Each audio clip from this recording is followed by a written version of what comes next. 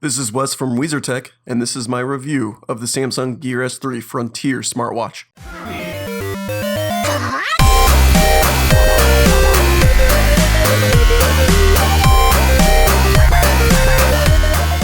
The Samsung Gear S3 Frontier smartwatch is really the first of its kind that has made me want to own a smartwatch, not counting the Gear Fit 2, which I got for free with my Galaxy Note 7.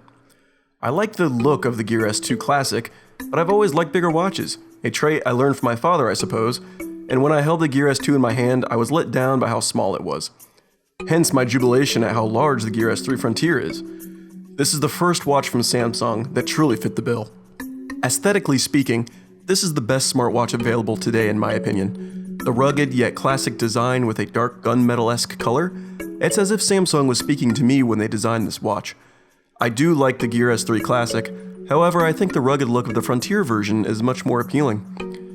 The ability to change out the bands is a great feature to have on any watch, and changing the bands on the Gear S3 is kind of addicting. I like the black rubbery band that the S3 comes with, but for $20 I was able to get two other bands that are more suited to my tastes.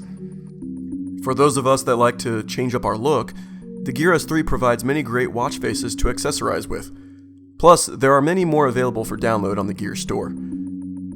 Whether if you are more of a digital watch user or prefer an analog display, there is going to be something for you. Speaking on the hardware aspect of the Gear S3 Frontier, what can I say? It's a beautiful piece. The spinning bezel that also functions as a software navigator is a feature that sets this watch apart from the plethora of other smartwatches. A simple turn will allow you to switch between apps and widgets, for a lack of a better term. On the bottom of the watch we find the heartbeat sensor, and not much else. The bands are a simple 22mm size connection, which most watches use, and so the majority of watch bands will work here.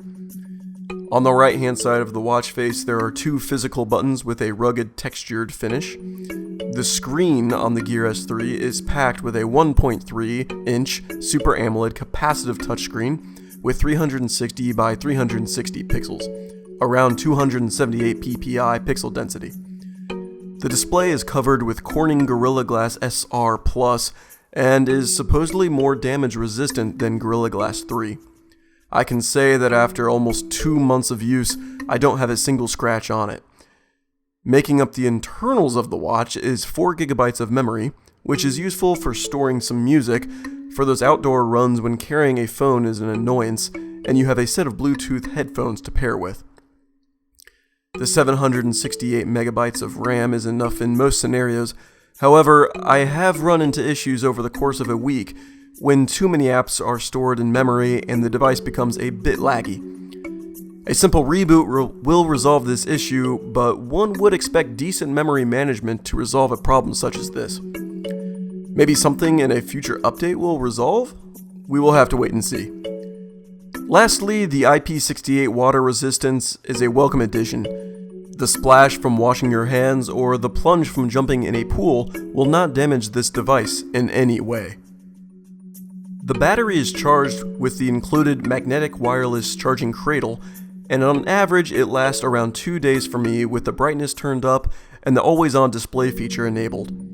Using this watch conservatively, I could see getting 3, maybe 4 days of life with the power saving mode turned on. The Gear S3 has many great features that I have come to appreciate. S-Voice would be better if it used Google Now or the new Google Voice Assistant, but overall it is pretty useful to be able to dictate text and set reminders with your voice. Or it would be if it worked. When trying to record this video, I wasn't able to get it to work even once. But if you are able to get it to work, you can rename the wake word, making it something you are more comfortable with. If you are in a setting where voice commands aren't possible, the T9 style texting keyboard and finger drawing keyboard are actually quite good. You won't be typing an essay on them, but for short replies, it works out quite well. Reading text messages on the watch face is extremely nice with the big Super AMOLED screen and rotating bezel to scroll down without getting your finger in the way. A feature that the Apple Watch has had from day one, but that Samsung has only now included with the Gear S3, is the ability to hold a phone call on the watch. Answering or refusing a call is a simple turn of the bezel, and should you accept the call, the quality is quite good.